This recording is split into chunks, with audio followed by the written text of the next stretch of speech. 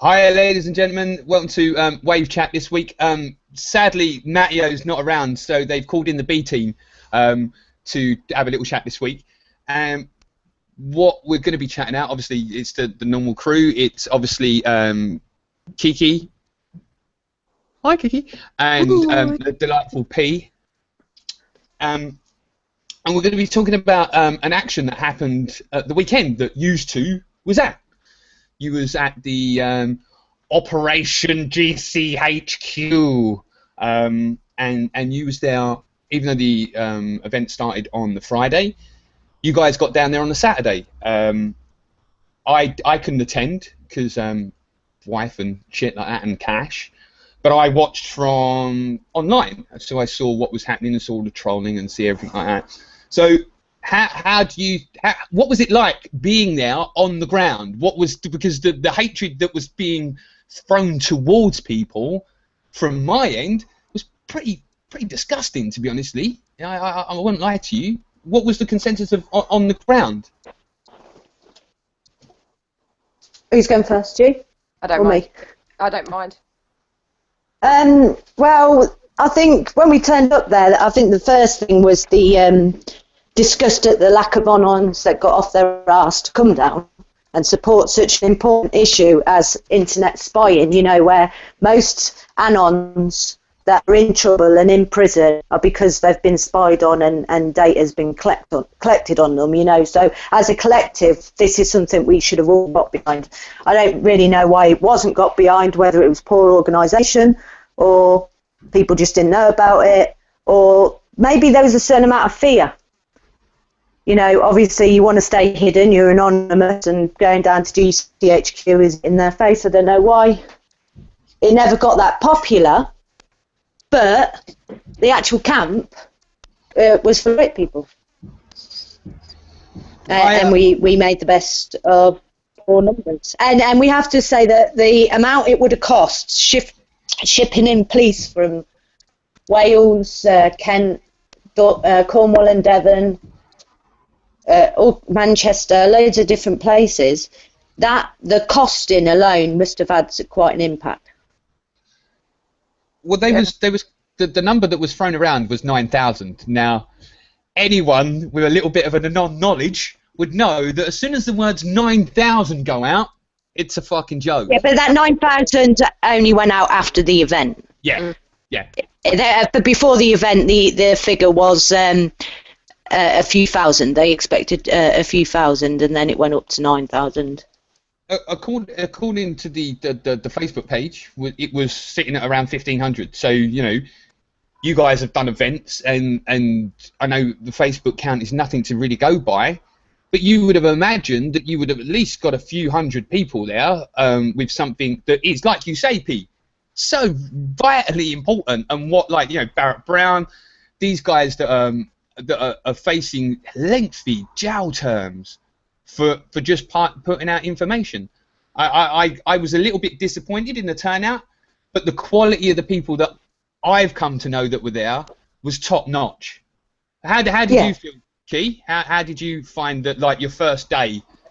Do you know what? I'm madly in love with a lot of them. Absolutely madly in love with the lot of them, because whether or not people turned up, there's still, you know, people that support what we did and how we went around it, and we were a clean camp. We were, you know, we took all our rubbish with us. The police were really kind. They were really hospitable with us, and everybody mingled, and there was so many different people there, and everyone was kind of like wondering why nobody had turned up. I have absolutely no idea why nobody turned up, because I tell you what, if they'd have turned up, they'd have had the best time ever, because the whole love that was vibrating through that camp, and the anger towards the GCHQ, which is totally warranted, because this is a big and non-event. This should be big for Anonymous, and you know, the fact that most of the not Anons come out, and we come down from quite a distance. It costs quite a lot for the travel down there, but I'd do it all over again, even with the same. But the actual I don't think the actual event was called Anonymous Event. I think it was called the mass GCHQ protest. It wasn't labelled down on anything. And lots of activists should have got involved in that, not just Anonymous. Yep. You know, lots that are online that are getting into trouble for things that they're doing online, that are getting banned from places, that are getting, you know, put in Twitter jail and all the stupid things that goes on with activists. They should have all took a stance. Now, I appreciate it was a busy weekend last weekend. But like most things, when you have a march or a protest going on, you actually promote your cause within that group. So take, for example, the Badger Cull, I think it was. They had a man that was in court for filming something, and he was putting a call out at line for people to go down to his court. That is a censorship thing. That is directly related to the internet spying and everything like that. You know, so you could really support that, even if you just managed to find one or two people at your group that be willing to go and show their face, like often happens with other marches, like the People's Assembly. We all go down and support it. There is, the TTIP and everything. You know, internet. Security is spying is a huge issue. It's up there with fracking and anything else. You know, it's a poor show. But I always knew. I said before it happened, 60 people, and that was a bloody. Yeah, you did. That was, you know, that was an overestimate. I think I was probably being a bit harsh saying 60, but it turns out I was being generous. I thought when you said 60 to us, because like to me, I was like, really? It sounds like there's probably going to be more. And then when you gave me the numbers, I was like, wow, that's a bit of a low turnout. Something happened to that event. I don't know what. Well, let's carry on then, like, because. I think that it never got a big support. I didn't see loads of Anons flashing it around like they do with. Yeah. Stopping stuff, you know. I didn't see it float round. I didn't see it fly. I didn't hear about it on all the shows, the Anon shows. I think it could have really. It never got behind. People didn't get behind it from the start, and I don't know why. It's strange that they didn't feel that it was necessary for the people to take part in something that is of great importance. You know, Anonymous. We go to, like you say, a lot of marches, and we take our masks and we go and represent other causes because they're vitally important, as much as this was vitally important. But I think the thing that got lost is exactly what you say, Pete, that it wasn't put around in the channels. It was just put in with this event page, and it wasn't shouted about. Now, the point is, you need to publicise. You've got to whore it out. You've got to be a smelly pirate hooker. You've got to push this stuff out to the masses. You know, if you want people to attend, you need to publicise it. And it wasn't. You know, we've got friends across the Anonymous range, throughout the country, and I didn't see any of those guys really. Only a tiny amount. And you're like, well, hold on, this is like a big event. Are we just now as Anonymous only turning up to big massive events like the 5th of November? Come on, guys, what's going on? What's happening? You know. Well, that's the danger of it, isn't it? The danger is that we just come out once a year at the Million Mass March. Yeah, the complacency. Now, I understand the cost of travelling and things like that. You know, it can come into account. It's very expensive. And like I say, we had NATO, we had the TTIP day on Saturday. You know, there was a lot of things going on across the country. I think the NATO one took a little bit of precedence, and whoever set it up probably didn't realise that those two were conflicting and not realising that, because the NATO one is massive.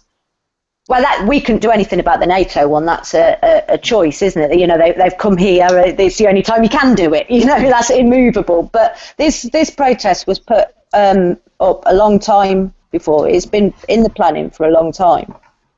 I do get before Christmas. It was up before Christmas.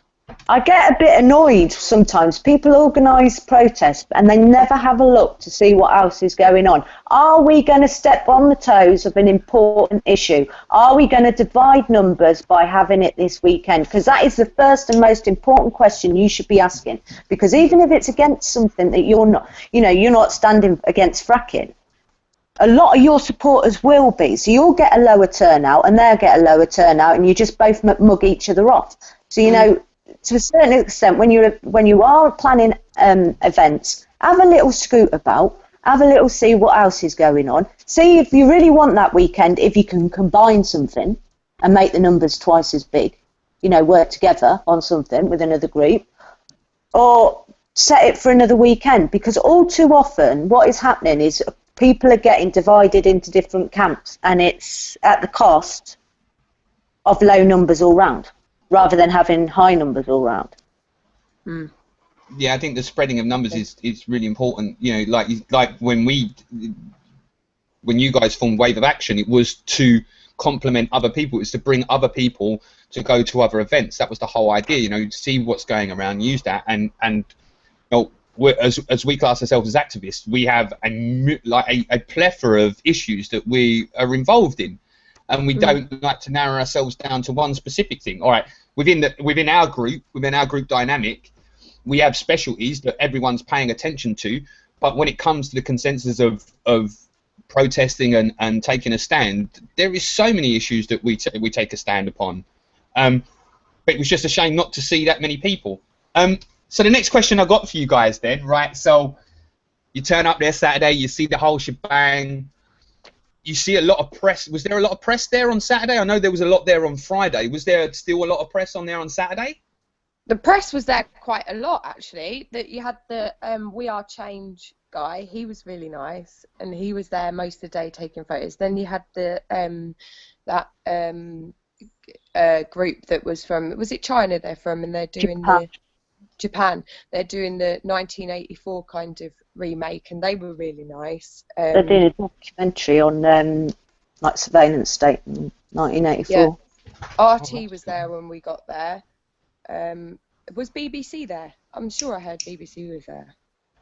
I don't know. BBC were there on a Friday, and this is the strange things, because some people were calling it a false flag within a protest movement because of the amount of news coverage it got beforehand and publicising it, and then was it a stunt to discredit Anonymous, which is a pretty valid question when you think about it. Like, you know, I'm not discrediting anyone in any attempt to make something to cause a change or to set up a protest or any event like that. I never denigrate against anyone for trying to show effort to bring awareness to things. But it does ring a little bit strange, because we've been at events where there's been 100,000 people and the fucking BBC ain't been out. So why all of a sudden are you coming out to this? Because I think it was just not for Anonymous. It was because the actual issue of surveillance and the terror threats. It's the same. Why did David Cameron choose to come out on while that protest was going on telly and say about the terror attacks? Not saying that the protest was that big, he reacted to the protest. He's just looking for ways to big himself up to be the next leader, you know what I mean? He come out, all of that, because when I see it being reported on the news, that's how it was being reported, you know, at a time when the country goes into heightened terror attacks because we might be under attack, blah, blah, blah. These people are protesting over here saying we wouldn't have this information without GCHQ. We wouldn't, the BBC actually said our terror state would not have increased without the good work of the GCHQ. So I think that's how they was like undermining the protest, was saying, you know, look, we're on high terror alert and these people are out in tents making dicks of themselves. Your camera's not on, Pete. Pete, turn your camera on so we can see your lovely animated face. Fuck off. That's a really good point. That's a really good point. I wasn't thinking it in that way, but yeah, it countermands what was actually being said by the higher ups, apparently so. Right. So we have had some fallout over this lovely event that happened. Now the small amount of people that turned out, that you spoke to, and the interactions you had, was nothing but positive. Brilliant, amazing. nothing but positivity. Even the police, which I have to, you know, even the police Can I just clear? really hospitable. I was going to ask you about this. That's Can what I I was clear going to. something up on the police? The police have been getting a lot of stick, right, for feeding us with taxpayers' money. They not feed us with taxpayers' money. These policemen were from out of the area, and part of their deal of working away is they get food for allowance, right? Now, they were given food, and they didn't eat all of it.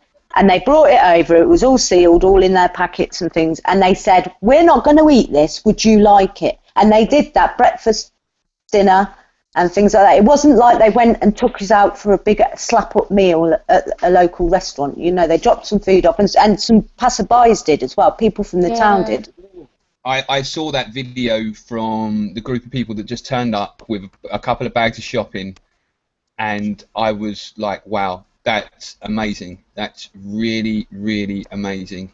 I was quite like, wow. Look, people, look, they couldn't turn up, and the kids, they were kids. There was about 3 or 4 kids there, a couple of adults, and the video that I saw, because obviously I wasn't there, was only short, it's only really brief, and they just came up and goes, there, guys, thanks very much.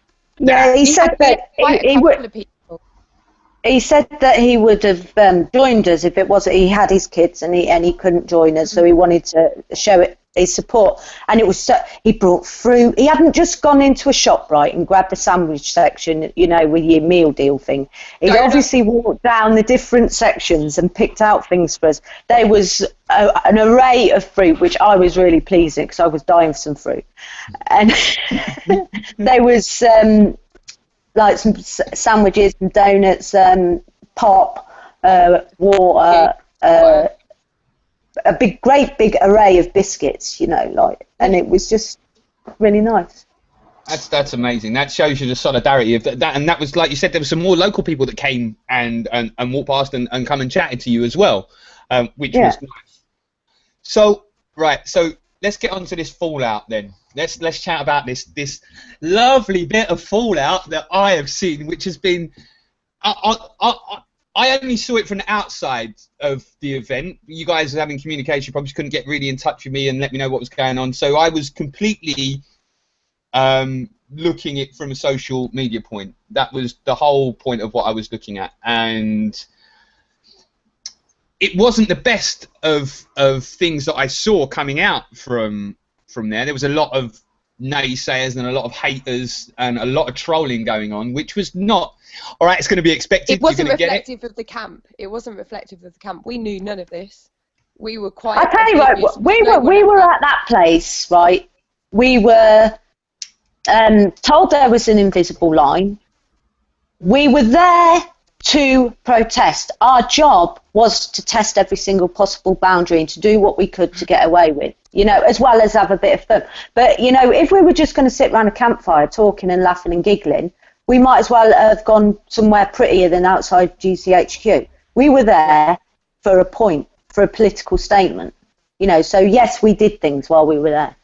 Yeah. It was interesting that the things that you did, and like you say, because this wasn't explained online about the invisible line that you was told about. You was clearly told that there is a line now, that there is something there that you cannot physically go across. And what was you threatened with? The amount. I asked them what the invisible line was, right, and they would not give me a point. They would not say that is the invisible line or that's the invisible line. And I said I'd take the fences as the invisible line. But that wasn't what they were saying. Because so, I tell you, when you walk towards them gates, every single copper in the area went down, and every shutter on that building went down and the staff all got pulled back. You know, that building went to lockdown every time you went near it. Now that's the interesting thing. This is the interesting thing, because what you guys realised, which wasn't conveyed to everyone else, now we found this out after, like when you guys have come back and told us all this, you was testing the boundaries. You realised that we don't have to do much. All we got to do is walk up to this gate and they're going to shut the building down. They're going to stop doing what they've got to do and go into lockdown. That is impact. That is. And I don't feel we made it difficult for the police by doing that, because the police were even accommodating with that. They even knew exactly what was happening. They knew what we were known. Oh no, not the potty incident. They didn't know nothing about that. We just didn't. Let's keep that one. We'll keep that on to the next. They didn't know that one. Let's keep that on to the next question. Let's You see them swarming when we started walking towards that. Then police moved. They'd been quite back all day, and that was the thing. When we got there, people weren't testing it. I'm not being funny. If we hadn't been there, there'd have been no music, and people wouldn't have been testing the fence. No. I think that's interesting that you realised that, and you was like, right, look, we can cause a huge amount of disturbance with in a jolly way. In a very little or no non-impacting, threatening, and a very passive way, which, as an activist, that's like, well, hold on a second, I can do this, and we can test about, yeah, hell, why not? You achieved something. You didn't need the huge amount of numbers.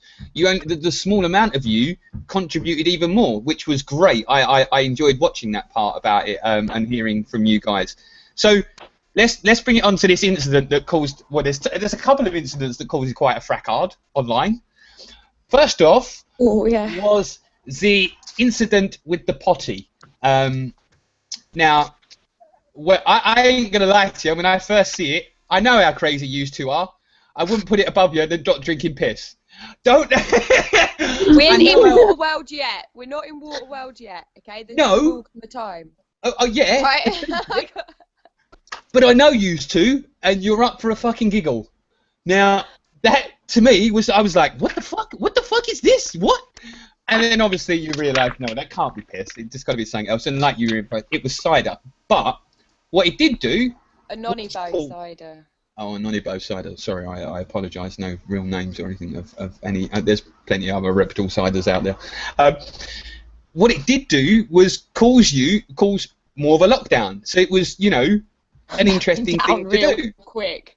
Yeah. What it did, Chris, you're missing the point, is that one stunt showed us where the line was. We didn't know where the line was. When we walked towards, we decided, right, that we needed an excuse to try and get to the gate, right? There was no toilet facilities, so we thought maybe we'd go and ask if there's any, if we got a potty or piss, they might say you have to go that way. There's a portaloo down there, or there's a hotel or something that way. They might give us directions, the people on the gate. We thought they might tell us somewhere to go, and we'll see how far we can get up to the gate before the police jump. And as we were walking across, we realised not far. Not far at all. And that's the roundabout. We realised the staff at GCHQ were G4S, and they didn't want to be photographed, so they quickly went back and all the shutters went down. That is what that stunt achieved. Before we did that stunt, we didn't know that would happen. We didn't know that when we went back for the slug race, the whole thing would kick off again. And when we went back to take photos and things like that, we knew that just by going over there taking photos where it says no photos being allowed to be taken, spinsters for flexing. they'll run off and hide behind their little shutters. And that was all from that one incident, so people might have thought it was pointless, but it weren't pointless to us because it was funny as fuck, and we got to learn how the police were going to operate on that, how they were going to react, at what point, how many boundaries we can put. It was interesting to see after, like, you guys put it in context for me. I saw what it was. It was an actual attempt to do something. It was to test, like you said, that testing of the line, testing the we're fucking activists. This is what we're meant to do. This is direct testing. Yeah, testing the water. Well done. Nice one. I missed that. Yeah, it was. As an activist, this is what you're meant to do. It's not just sit around in one place and not cause any problems or anything. It's to be. And what I saw online was a case of like, well, hold on a second. You're talking about a bunch of keyboard warriors here. Like, come on. Have you been out and done this stuff? Have you been out? When was the last time you was out? You guys should know this. This is.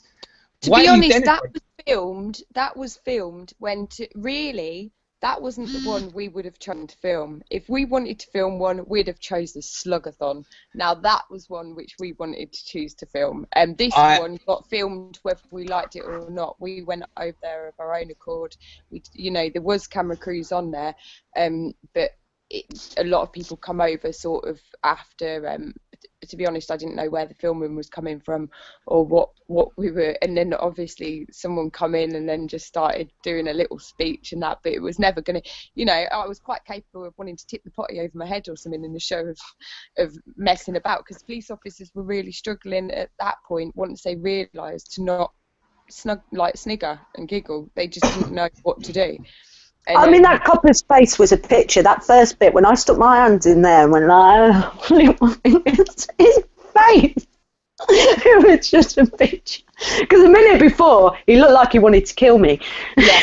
When I did that, he looked like he didn't want to be nowhere near me. The way they came at us was quite daunting. The speed and the once we'd crossed that invisible line, the speed they came at us was quite daunting, which set it on edge a bit as well. So I was kind of all like, bleh, bleh, bleh, bleh. Oh, I had all this, and so I didn't realise that we were, you know, but it worked exactly what it was supposed to do. But the filming was taken out of context. You know, that wasn't a collective idea to turn around and say, oh, we'd take the piss out of the protest, or take the piss out of GCHQ. Although it pretty much did. We took the piss out of GCHQ, but it was a spur of the moment thing. It was an improvised little thing of right. What can we do? Famous potty. We were drawing on do you know what? It was 15 minutes previously, and we decided. It's 10 minutes in my life. I do that sort of shit all the time. I just do stupid we did things. not realise this was going to go viral at all. This was. I can vouch for the pair of these two reprobates and say, yes, this is the normal shit that these kind of fuckers do. They do push the boundaries, and that's what you should be doing as an act. That is, listen to the term activist. You're active. You're not passive in your movement or your direction of what you do. You intend to do something, all within the boundaries of the law. Not we don't want to call and not with violence or anything like that. But with dick about. Come on now, like yeah. If you can't laugh at the absurdity of this situation, then we really are fucking lost beyond all recognition. There is no fucking hope for us as humanity. No, exactly. Yeah. I mean, at no point, right, did anybody sit and think that was some great political statement that we were doing, that we were walking up there with some great protest. You know, we went up there having the crack and having a giggle.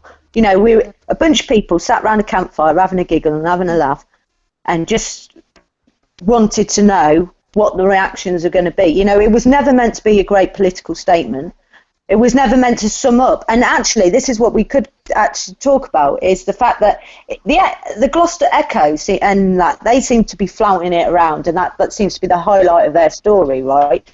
But their original source is that guy that come and took all the photos, and on his thing he says it's fruit juice, so they know it's fruit juice. Yet in their headlines they're saying drinks urine, when they know that is a lie. They know it's a lie because their source, it's in their source. If you follow their source, it says, I think one says cider and one says fruit juice.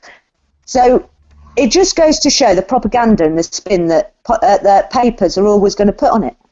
Well, Key raised an interesting point just then. It was that what was you just saying, Key, about that you had no clue?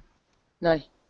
As you was travelling, you had no idea of the way that the grandiose kind of way that this had been portrayed in. Like this was like we were still there. We had no idea that the potty had become the urine had become the focus of GCHQ. We had no information coming in apart from the message from Nick Jones. That's the only one that got through. So by the time the people who had filmed it had left, we were unaware that this had gone. There's no way you would think something like that would go viral. You know, it hit 2,000 hits that night, and it was like. So I'm lucky because I get to talk to people that was directly there, and I've made some new friends from you guys, which has been absolutely amazing. And it's all about interaction and connection. Mm-hmm. on that line of interaction and connection, all right. First, before I say that, I'm really jealous that I didn't get to see the slug race, because the slug race sounded like it was immensely fun. And let me just give a brief little outline what these ladies did. When I first heard a slug race, I thought they actually got real slugs and had a slug race. That's my intent. I took it. No slugs were harmed in the making of this a-thon. What it actually was two people. Two people. I won't mention no names. I'm not pointing any fingers at anybody at all. Two people decided that they was going to be in their sleeping bags and go across a zebra crossing, but have a race. And this was done. The zebra crossing was on the invisible line. It's the gate. It's just Right in front of the gate. So it was there. It was done as in a reason why. So the police let them do it. As in just After they didn't straight away. They didn't straight away. They didn't straight away. We had to convince them that they'd already given us permission, which they hadn't. But we managed to convince them that they did. A little slug drama was had on the. Yeah, I had to have a little slug. You know, I was like on my back going. They didn't stop Dom Johnny's snail. Well, I really enjoyed hearing about the Slugathon, because it was like another act. They almost had our hands in the air and they declared winner and loser. They were refereeing it by the end of it. They'd loosened up to a point where they actually joined in with the banter. And they were telling Kiki. They were telling Kiki to get me. They were going, come on. They were cheering by the end of it. We were in our sleeping bags, and we had to get across the zebra crossing like slugs. First one to the other side was the winner. Yeah. And I was the winner. I was the winner. I had a handicap. I had a handicap because I had a large size sleeping bag. Excuses. I had a large size. Hey, did I not? Was my slug not large and flat? I think it was your technique. I want the style. Style, that policeman said. I want the style. Right, so we missed it. She tried to caterpillar across it in her sleeping bag. Like that, it was like that movement, was it? Mardi Gras and slugs. So we missed this. This would have been nice, the accompaniment to the other video.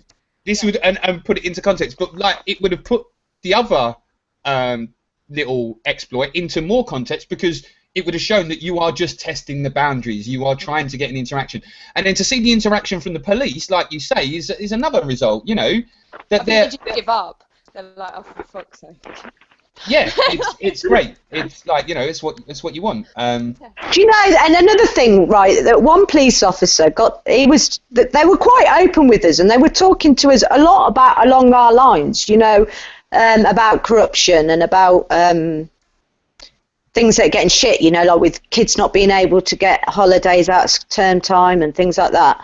And one of them was going to put the Anon mask on and have his picture taken. It was only the fact that it was pointed out by, you know, a protester that it's very nice that he would do that, but he will lose his job. Yeah. If we hadn't said that, he would have put a mask on and had his picture taken with us. And that was pretty much the feeling of them. Yeah. They have, you know, a lot of the police are pissed off at a lot of things. I mean, a lot of them are arseholes as well, but, you know, you've got to remember that some of them are human beings too. Well, they're all human beings too, but some of them still have humanity in them. That fact that you told me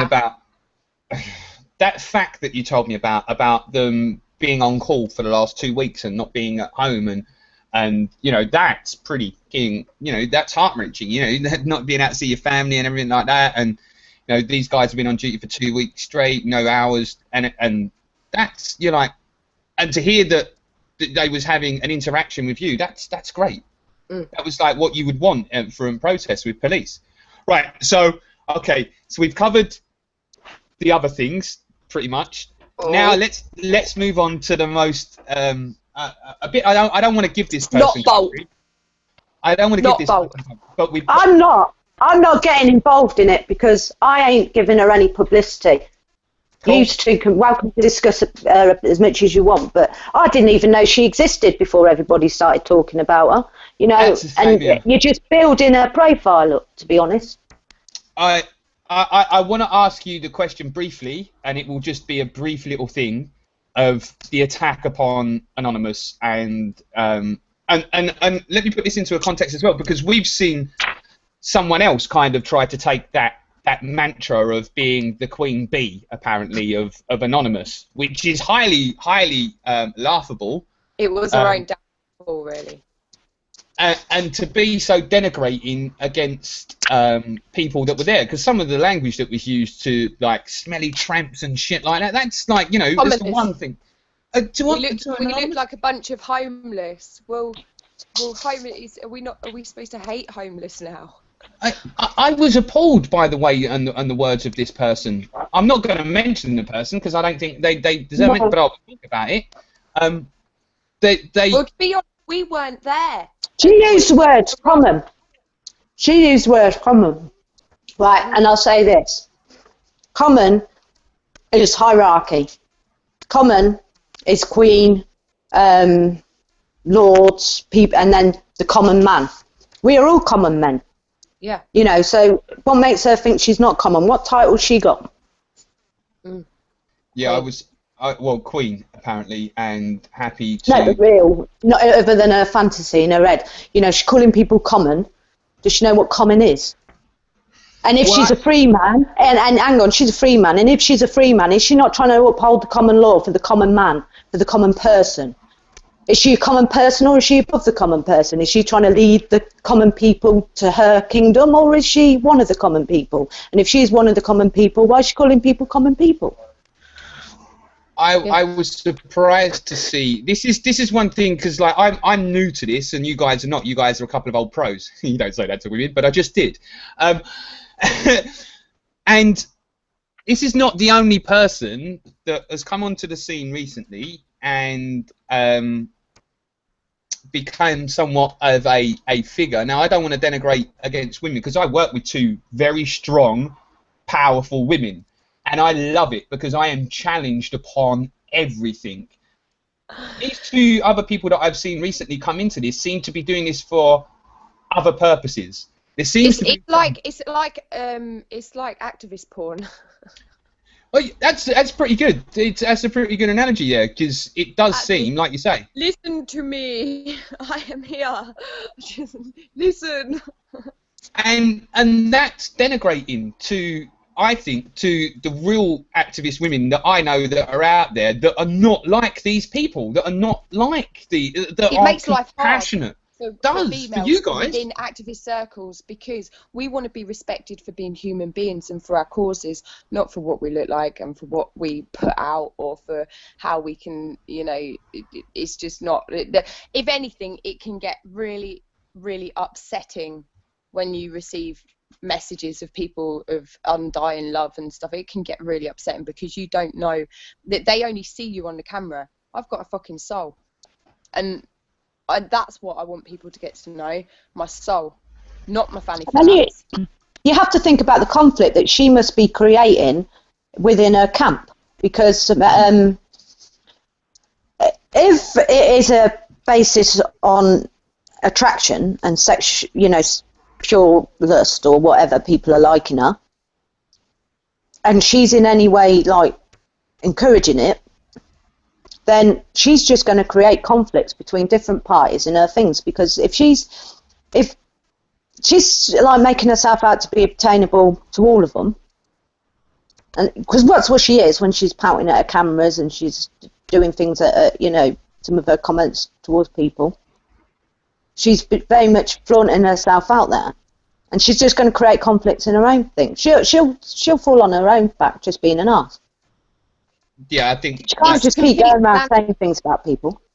It's slander all the time. It's been slander, and last month there was actually, she had death threats because of she had approached the Muslim territory and decided to get quite racist. So she had death threats last month. But it's not the kind of. My only hope is that none of these poor homeless vagabonds and scruffy commoners approach her when they're in their hour of need, because. But I see somebody put up a newspaper report where she bottled somebody and she's got mental illness. Yeah, I saw the article. So if she's got mental illness, you should probably just leave her alone and not. I don't want to. You know, if it is a disability, you shouldn't really. She needs treatment for it.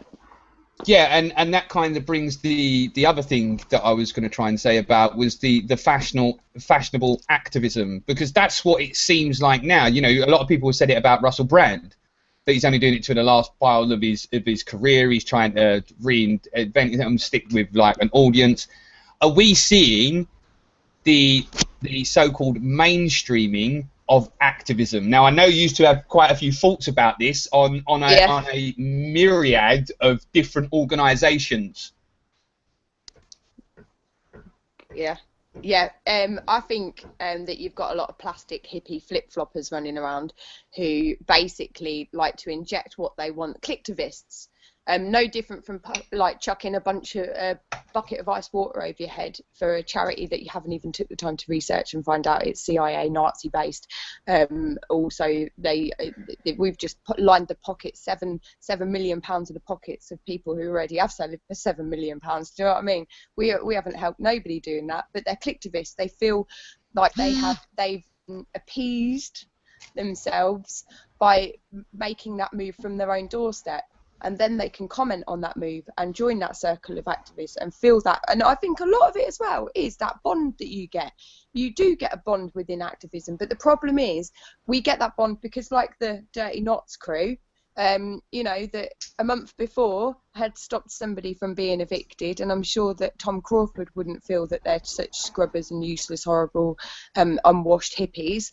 And the same a day before that, they'd also stopped somebody from getting evicted. Now, where are these clicktivists who are so happy to discredit everything that these clicktivists are happy to discredit everything that we do and all the moves that we make? But we're out there. We're out there and we're trying our best, and we don't need the input of people who can't be bothered to get to know us as human beings and realise that we do this because we fucking love humanity and we love the planet, and we just want people to stop destroying it, and that is all we're about. That is it. Not about getting click likes or getting ourselves on camera running around screaming about ice water running around our backs when the little Africans are running around with a bucket of water they've had to walk for 7-8 miles with just to get themselves a unclean glass of water. Yeah, it's strange for me because I don't want to be called in that camp because I'm new to activism, and I try to make sure that I'm guided by my actions and guided by what I do, because that is, as an activist, that's what you are. You're guided by your actions. That's what I should be. As not as right. So what? I've been out for a weekend and I can't have a fucking bath. Of course I'm going to be smelly. Of course I'm going to be dirty. I'm fucking campsite. You dumb fuck. If you can't take that fact and you've got to be pristine, then I'm sorry, it ain't going to work like that. You're not going to be able to fulfill your own image with what you're going to need to be doing, because you're going to have to get down and dirty. Well, we've realised, and it's not just that as well. Just to add to that, anyone who attended the Atos demos in February and got called scroungers and benefit cheats and benefit frauds as cars were driving past and having people shout at you from the streets, and we stood there with our heads held high in support of the people that aren't benefit scroungers, that are purely being the vulnerable, being attacked. And when you can stand there before you go to these massive demos and feel really shit hot about yourself, remember how we've been feeling all these times we've had to stand up for these things that this media has been propagandering against, and that we've had to put up with that shit, and it hasn't been fashionable. It wasn't fashionable at all. It's only just now entering the phase of where people think it's really good to get out there and do that. They should have experienced that first. I went to the Atos one in London, and I think that was my 3rd ever demonstration, and going from the Million Miles March, with being so many people there, to going to like a smaller demonstration with less people, I was quite surprised to actually see a fewer amount of people with a completely valid argument. It's like, hold on a second, these people are fucking being killed here. Yeah. You know, you are forcing these people to fucking try to survive on next to nothing. And these are our weakest in society. If you can't get your fucking arse out for that, then you ain't a fucking activist. Then you ain't what you believe or perceive. Because that a lot you of those are. people can't get themselves out themselves. A lot of these people are sat can't do it. They cannot do it. They need us to do it for them. They got threatened. And I they're had too a scared to do it, because if they get seen doing it, they get classed as fit for work. I had a friend who had a tribunal coming up the time of the Atos thing, and he has to lay down all the time. He had an accident at work, something yanked his like front half and pulled all his back out. And even, you know, he comes to marches. He's been to November 5th and that, but he has to lie down. You know, you'll see him, because at some point he'll be laid down somewhere or exercising on a bench because his back's done it. He wouldn't just go into the Atos because he thought he'd be classed as fit for work, because if you can push a button with your nose, you're fit enough for work with Atos. So that it takes other people's representation. We need to represent these people. Yeah, we do. I had a couple of interactions with a couple of people that couldn't go, and one of the main reasons that I started to go out and do this was for that sole reason. I'm able-bodied. I'm not disabled yet. It's inevitable. You will become disabled at some point. Through the annals of time, you will become disabled as you get older. Your movement will be impaired, whether mentally or whatever it will be. You're going to denigrate. You're going to decay. That's what happens. If me, as an able-bodied fucking person, can't get out there and do something about it, then what's the fucking point? You're meant to be. I had a couple of messages from people, thanks for going. That has meant more to me than anything else in the world. It fucking wells me up. I get all tearful from it, and it's like, I didn't ask you to. I didn't ask you to message me. I didn't ask you for that. But I appreciate you taking your time and saying thanks for going out there and showing support. And it's not just that one event that's happened. That's happened at a couple of other events where people, the point in case, the Gaza one. You know, we went and mingled with a bunch of so-called brown people terrorists that we must fear at all times. The T word. And it was like, fuck, this bunch of family. They was seeing white people come out and fucking be expressive towards them. They showed nothing. We've connected now. Activism has connected with this. We've sewn together this racial divide that only in activist circles that the media has managed to propaganda and go, ooh, they're all terrorists, and it's a dangerous connection for them.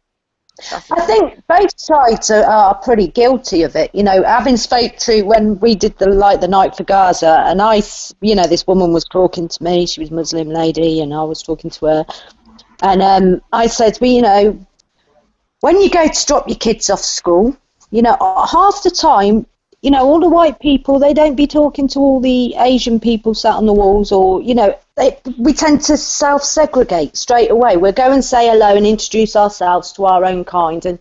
And she said, yeah, but we're just as bad. And I said, well, you know, I can't speak for you. Only you can. You know, I'm saying it from my perspective. Your perspective is the same. And that's what, you know, all of this terrorists taking passports and all that bullshit. I'll tell you what does it a lot better, if we actually took time to get to know our neighbours, regardless of their colour, both ways. You know, white people integrating more with people of colour, and people of colour integrating more with white people. Obviously, we have the superior power in this country, so, you know, you have to make allowances for, you know, that people might be a bit suspicious of your motives or whatever, but it's bridging them gaps between communities. Because when my little girl was little, I used to speak to a lady, and she used to make all the little Indian dresses, and there was a Chinese lady, she made little Chinese dresses, and I made little English dresses, and we all used to swap costumes, and that was lovely. And then recipes and things like that, because I like a curry. I would like a nice proper curry, not like farm foods bang it in the thing, and to learn all about spices and things like that. And the same with Chinese. I used to eat chicken. I don't now, but at least now I know how to make like vegetable dippers rather than chicken balls. But all them sort of things that you can learn off each other, and that they can learn off you. And these are all just human beings. That if actually you took 5 minutes to talk to, they could be your best friend. Yeah. In fight, you know what I mean? Well, It's just that one of my closest friends where I live now is from the Asian community. I wouldn't say they're not from the Muslim community, but they're from the Asian community. And he's kind of like, he has exactly the same. Where with the Muslim community, so he doesn't feel like he fits in with the white people or the Muslim community, because he's stuck right in the middle. So he's my friend. Another misfit. And you know, the shit that he gets for the exact same thing that I do, and you know, we've been out to dinner together, and you know, we do things together, and I just I wish people would just open their eyes and see people for what they were, just human beings. We're all exactly the same, and you know, it's sad that we've gone to a point where people judge you on something that you can't do anything about, or you are physically who you are. I don't get why people don't want to learn, you know, don't want to talk to somebody that's different, to find out what, you know, different perspectives about things, the great differences in the world. You know, this world is full of wonder. If we only talk to people that are like us, we're only going to know lives like us. We're not going to know like the differences and the multicultural things that are out there, you know, that not to get away from religion, beautiful places to go and visit, you know, fairy tale stories, you know, traditional things that have been around for eons, you know, just get out there and mingle. Yeah, I think that was one of the sole reasons that I wanted to get out there and was to meet people, to broaden my fucking horizons. What's happened with people that don't feel that it's in their best interest is to know shit, you know. Come on, like how are we meant to move on if you don't fucking talk to people? You do it every day. You do it every day when your interactions, but then just broaden it out and talk to a wider populace. Right. Okay. So, what did you take out of from this weekend? What did you learn, and what are you thinking about now to move on your activism? Because I know. I'm not gonna drop the shit, because there's some big things that go on. But what was it that you took out from the whole of your interaction with the people, the place, and then the fallout of what happened? What have you gained from it, of you two? So let's go with P first. So what did you gain, P? Well, I know that tactically, visually it might look bad, but tactically it was a good idea. And we could make a huge impact if we just did that, just for laughs, just set up loads of bollocks protests and not have them. The cost of pleasing them and that would, you know, they have lots of money, we have none. So the more money we can eat up of theirs, the more level in the playing field is. Yeah. And, you know, we did cost. And we met and we planned and we interacted with each other. I wasn't too happy about the video, because I thought the video became more about self-promotion for somebody, you know, who wasn't instrumental in the idea of starting it, was just like got caught up in it and then used it for his own ends.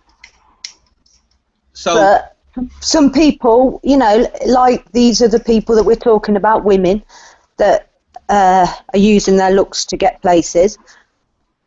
There's men as well, you know, not using their looks, but there's a lot of people that it's not about activism, it's about building an ego to the point and a profile where you're getting online donations and little bits of money from your YouTube channel. It's a way of earning an income. Yeah. And, you know, to me, that's not what activism's about. If ever we do crowdfund or anything like that, it's purely for cost, you know, because it's expensive, and we haven't as of yet. We don't really do it for the money. So, but going forward, I think we'll just support other people's events. Yeah. And we'll do our own shit. More direct action. And that's what you gain, the direct action more than those two events that you like, those two little escapades. We'll call them escapades. Escapades on ice. Those two little things that you did have had more of an effect upon your consciousness and how you will want to go on with your activism than you had before that weekend. Is that what you're saying? You had that realization that to gain more impact upon what you're doing, these small little actions will gain more notoriety. I know that, like, with Coventry and other things, you know, like, we reached a lot of people around there, and that, you know, just one person. It's what you do and who you reach out to. It depends whether you want to just talk to people who are already converted or if you want to reach out to people who went. Reach out to those that are maybe at home struggling with things and don't know where to turn and things like that. And the way you're going to do that is by being amusing. So, Keith, what Even did you... if people don't like our sense of humour. No, some people don't. We're not everybody's cup of tea. So what did you gain out of it then, Kiki? What did you gain? Shit and giggles. Shits and giggles? No, everything. If I could wish myself back at that camp, I really would, because I learned that the more people attack you, the more stronger the glue is between these us, and the stronger they make us. And I got exactly the same. I think that from now on, I don't want to do events anymore. I'll go to events and I'll enjoy the events that people put on, and I'll stand by them and bulk it with, you know, with that kind of thing. But we need to make people laugh. We need to engage people in different ways, and the general public do have a sense of humour. That's one thing they have got left. They may not have compassion, which we've seen. They've got a lot of ignorance, a lot of cognitive dissonance, and a lack of compassion, but they always like a good laugh, and maybe that's the way forward. Well, I want to say thanks for representing Wave of Action now and representing me, because I couldn't be there. I appreciate you guys going out and doing it, and thank you for bringing some new friends in and introducing me to these new friends, because it's gonna, with this amassing army of smelly, unwashed, unclean tramps, I'm sure that things are going to move on pretty quickly within what we were planned. So, like, you know, even though the turnout weren't great, you was there and you did something, and that is what activism is about, getting out and doing something. So, like, thank you very much, ladies, for doing what you did, and everyone else that was there. You Nottingham crew, you bunch of smelly motherfucking pirates. And the other anons there. And also, on the last note, what about the guy that's still there? Oh, fuck. Russ. Is it Russ? The Russian? Russ the Russian? Yeah, I tripped. Well, he wears a Russian hat. Oh, okay. I'm surprised he's alive. He's still there. He has decided that he's staying put, Skeet. Well, we were talking, and they were going to try and stay there as long as possible, and there was some question about whether it would be the same kind of eviction at GCHQ as an eviction anywhere else, or would it be more speeded up in the courts? So he was talking about staying there and testing it. Well, I saw he was there from last night. I saw the post that he's still there last night. Yeah. So whether he's decided he's still there or not, that's, you know, all solidarity to him for we'll have to wait and see what happens to him, innit? And just hope people drop off some food and stuff to him as they pass by. I have to say that I'm surprised that he's staying there. I thought they've allowed him to, that they didn't jump on him once everybody else was gone. That's what I'm surprised about. Well, but I have to say they were quite lenient. Surprised, considering it's a top security place. You know what I mean? Maybe they couldn't come down as. Maybe if the numbers were heavier, maybe they would have come down heavier. But on a small amount of people, I don't think that they could have even chanced it to come down that heavy, because it would have just been. No. It would have been publicised. It would have gone. Yeah. It would have looked brutal. Over excessive amount of just a bunch of pacifists just chilling out. Us slugs don't go down easy. It's just No, the place. This is something that has not been mentioned, right? When we was driving over, we got a wasp in the car, and we were convinced it was a GCHQ spy bot. I had to ninja kick that out. And then, Yeah, but when we got there, the place that they'd given us to camp was like mass red ants and black ants nests. I mean, like my tent in the morning was like there was thousands of them, and then somebody had spilt sugar in their tent, so their tent. I mean, we're talking thousands. Now they was spy bots. I was in the tent all night whispering to them. Yeah. I was going, assassination, occupy. Now you can see the amount of mirth and merriment these two unwashed, smelly. She laid on me. She's a very, very difficult person to sleep with because she occupies everything. Space is mine. I'm claiming it.